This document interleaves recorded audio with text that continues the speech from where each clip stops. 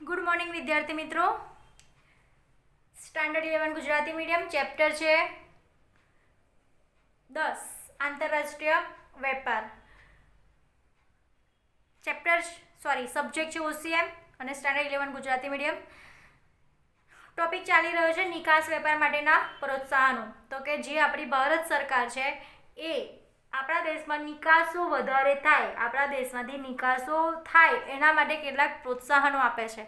પ્રોત્સાહનો એ નાણાકીય સ્વરૂપે પણ હોઈ શકે, સબસિડી સ્વરૂપે પણ હોઈ શકે, બરાબર।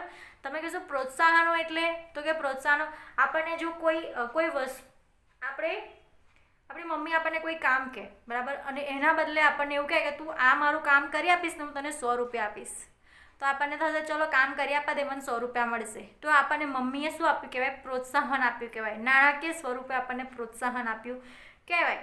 પછી એક બીજું પ્રોત્સાહન પણ હોય છે, બેટા મને એટલું કામ કરી આપ ને, તું મારો બહુ સારો છોકરો છું, સારો દીકરો છું કે દીકરી છું, બરાબર। એ કયું પ્રોત્સાહન છે? એ ઇમોશનલ પ્રોત્સાહન છે, જે આપણને ઇમોશનલ બ્લેકમેલ કરે છે, બરાબર। તો પ્રોત્સાહનના કેટલા પ્રકાર હોઈ શકે છે। અહીંયા આગળ આપણે વ્યાપારિક સ્વરૂપે પ્રોત્સાહન જોવાના છે। એની અંદર આપણે વેપારી સંધિઓ, નાણાકીય અને આર્થિક ઉત્તેજન વળતર જોઈ ગયા હતા। આજે આપણે હવે સંકલિત અને ગ્રંથિત આર્થિક પ્રોત્સાહન જોઈશું। એમાં આપણે જોઈએ ત્રીજું, આ યોજનામાં નક્કી કરેલી રકમ અથવા નક્કી કરેલી પેદાશ નિકાસ કરવામાં આવે તો તેના બદલામાં મળેલી વિદેશી હુંડિયામણના નક્કી કરેલા પ્રમાણમાં આયાત કરવાના હક આપવામાં આવે છે। નિકાસના ખાતરી આપવાના બદલામાં રાહત દરે જમીન પ્રાપ્ત કરી તેના ઉપર નિકાસપાત્ર પેદાશોનું ઉત્પાદન કરવું, કારખાનાના સ્થાપવાનો લાભ, કરવેરા અને અન્ય નિયંત્રણોમાંથી મુક્તિ અને એવા મુક્ત વેપાર વિસ્તારમાં કારખાના ઊભા કરવાના બદલામાં બધી જ અથવા નક્કી કરેલા પ્રમાણમાં પેદાશો નિકાસ કરવી વગેરે જેવા પ્રોત્સાહન પૂરા પાડવામાં આવે છે।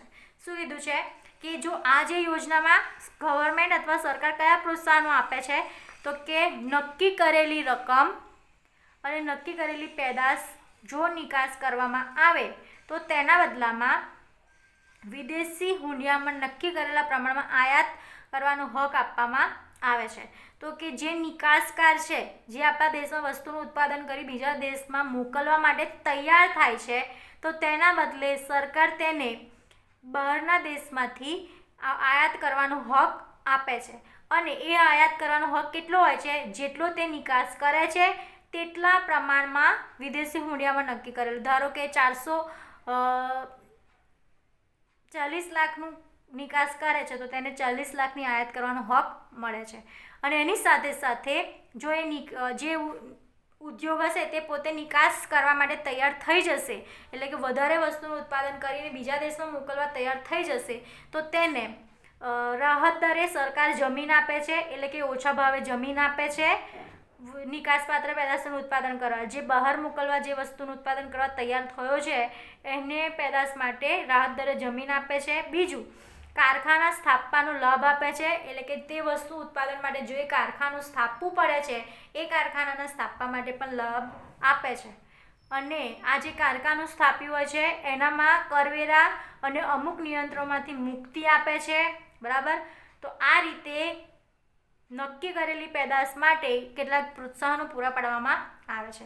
જો પણ એમાં સરકારે કીધું હોય કે તમારે દર વર્ષે 40 લાખ વસ્તુનું નિકાસ કરવાની છે તો પછી તમારે કરવી જ પડે, કેમ કે સરકારે તમને એટલા બધા પ્રોત્સાહનો આપેલા છે। આગળ જોઈએ નાણાકીય સવલતો અને સેવાઓ।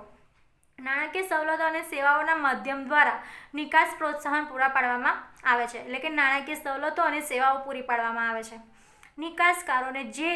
નિકાસકારોને પેદાશની જે દિવસે નિકાસ કરે છે તે જ દિવસે બિલના નાણાં પ્રાપ્ત થાય તેવી વ્યવસ્થા કરવામાં આવે છે। ધારો કે આજે મેં બીજા દેશમાં 5 કરોડનો માલ મોકલ્યો છે તો મને એ જ દિવસે 5 કરોડ રૂપિયા મળી આવે એવી સરકાર દ્વારા સવલત કરી આપવામાં આવે છે, જેથી મને મારા પૈસા ખોવાઈ જવાનો ડર રહેશે નહીં। વસ્તુ ગઈ, વસ્તુ તૂટી ગઈ, બગડી ગઈ, અડધો માલના પૈસા કપાઈ જવાનો ભય કે જોખમ રહેતું નથી, એટલે નિકાસકારોને એક આ નાણાકીય સવલત કરી આપવામાં આવે છે। કેમ કે જો એવું કરી આપવાના તો નિકાસકારો વધારે પ્રોત્સાહન મળશે કે ચલો આપણને નાણાં સમયસર મળી જાય છે। હુંડિયામણના ફેરફાર સામે રક્ષણ। તમને ખબર જ છે કે આપણું જે ડોલર છે, રૂપિયો છે, યુરો છે, પાઉન્ડ છે, એના દર સમયે ફેરફાર થઈ જાય છે, બરાબર, થતા જ રહે છે. તો એની સામે પણ ગવર્મેન્ટ સરકાર રક્ષણ આપે છે કે અમુક ભાવે નક્કી કરી દેવામાં આવે છે કે આ જ ભાવે વેચાણ થયું છે કે આ જ ભાવે ખરીદી થઈ છે. તો ફરી ગમે તેટલું હુંડિયામણના દરમાં ફેરફાર થાય તો એ ફેરફાર બદલાશે નહીં, બરાબર. ધારો કે તમે વસ્તુનું ઓર્ડર લીધું ત્યારે 40 રૂપિયા ડોલરનો ભાવ હતો અને બીજા દિવસે જ્યારે તમે માલની ડિલિવરી આપો છો તે દિવસ 38 રૂપિયા થઈ ગયા, તો 2 રૂપિયા ઓછા થઈ ગયા, તો જે નિકાસકાર છે એને તો નુકસાન જશે. તો શું કરવામાં આવશે? તો પહેલેથી નક્કી કરેલું હશે, એમને રક્ષણ આપેલું હશે કે જે ભાવે ઓર્ડર લીધો છે એ જ ભાવે વેચાણ કરવામાં આવશે, ભલે ને ફરી હુંડિયામણ દરમાં ફેરફાર થાય એ જોવામાં આવશે નહીં. આગળ જોઈએ, આયાતકારને સરળતાથી માલ પ્રાપ્ત થાય તેવી વ્યવસ્થા કરવી. સામે જે આયાતકાર હોય છે એમને સરળતાથી માલ પહોંચી જાય એવી વ્યવસ્થા કરી આપે છે. આયાતકારની નાણાકીય સદ્ધરતા તપાસી તેના જામીન તરીકેની સેવા પૂરી પાડી વગેરે સમાવેશ નાણાકીય સવલતો સેવામાં થાય છે. જે આપણા વસ્તુઓનું જે આપણા દેશમાં આયાત કરીએ છીએ, બરાબર, એની આપણે સદ્ધરતા તપાસવામાં આવે અને સરકાર એની જામીન પૂરી પાડે કે આ વ્યક્તિ પૂરેપૂરા પૈસા સમયસર ચૂકવી આપશે. આયાતકાર આપણે પણ થઈએ. કેવી રીતે? આપણે બીજા દેશમાંથી વસ્તુ મંગાવીએ એટલે આપણે આયાતકાર થયા, બરાબર. તો આપણી સરકાર આપણા વતીની જિમ્મેદારી લેશે, જામીન લેશે. તો એક આ પણ છે. હવે આગળ જોઈએ, બિન આર્થિક સગવડો, તો કે પૈસા સિવાયની કેટલીક સગવડો પૂરી પાડે છે. નિકાસકારોને સીધી આર્થિક મદદ કરવાના બદલે બિન આર્થિક સગવડો દ્વારા પણ પ્રોત્સાહન આપવામાં આવે છે. નાણાકીય રીતે પ્રોત્સાહન આપવામાં તો આવે જ છે, તેની સાથે સાથે બિન આર્થિક સગવડો દ્વારા પણ પ્રોત્સાહન આપવામાં આવે છે, બરાબર. જેમ કે નિકાસ માટે જરૂરી માહિતી પૂરી પાડવી, નિકાસપાત્ર પેદાશોનું ઉત્પાદન કરવા માટે જરૂરી તાલીમ પામેલા માણસો તૈયાર કરવા અને પ્રશિક્ષણની તાલીમ વ્યવસ્થા કરવી, બરાબર.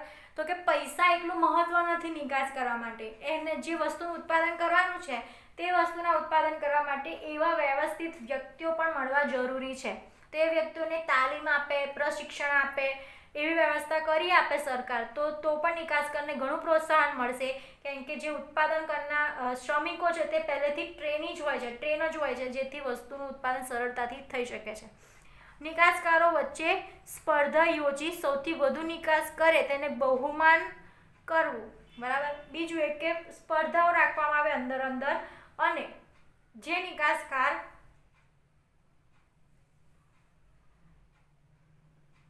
વધુ નિકાસ કરતો હોય તેનું બહુમાન, તેનું સન્માન કરવામાં આવે, તો બીજો જે નિકાસકાર હશે તે પણ વધુ નિકાસ કરવા માટે પ્રેરાશે.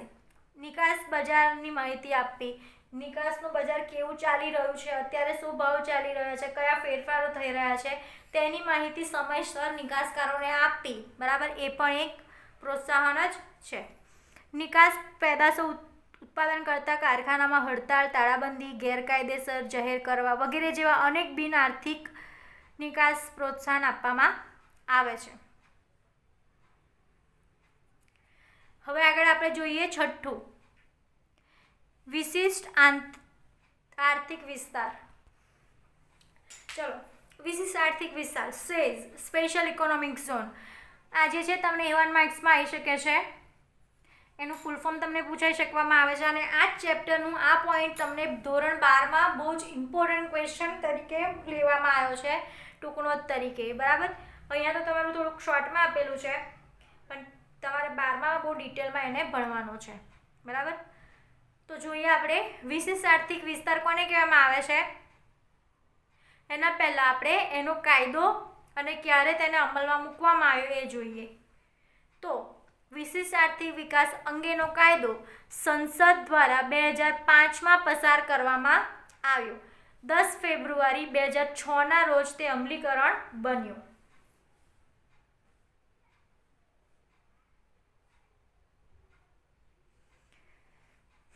વિશિષ્ટ આર્થિક વિસ્તાર એક એવો ભૌગોલિક વિસ્તાર છે જેમાં આર્થિક કાયદાઓ દેશના પ્રવર્તતા અન્ય કાયદાઓ કરતાં વધુ ઉદાર હોય છે.